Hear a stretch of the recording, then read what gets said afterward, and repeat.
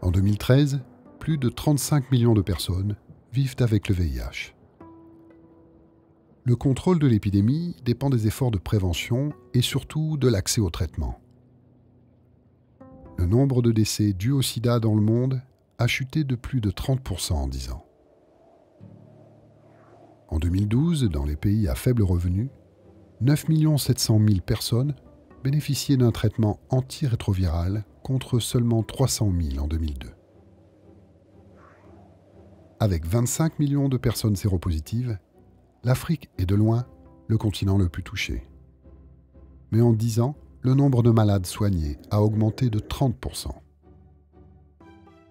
5 pays se distinguent: le Botswana, la Namibie, le Rwanda, le Swaziland et la Zambie, pays ayant mis sous traitement 80% de leurs malades.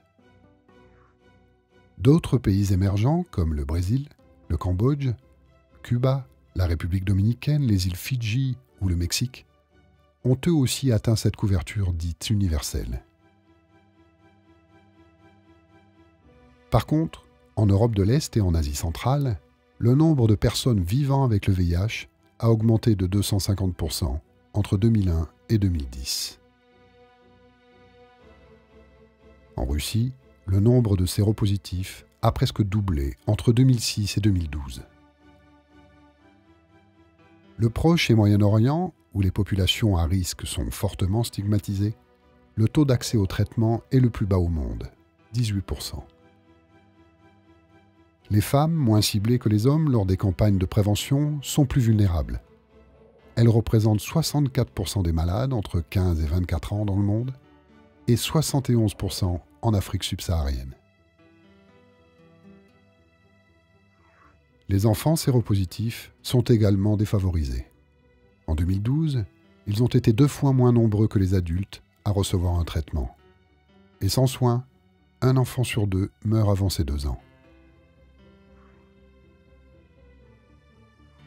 Toutefois, l'élimination de la transmission mère-enfant a progressé. Dépisté et traité correctement, le risque pour les femmes de transmettre le VIH à leur enfant tombe à 2%.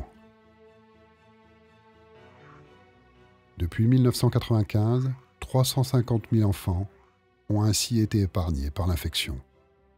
En 2015, en France, environ 150 000 personnes vivent avec le VIH.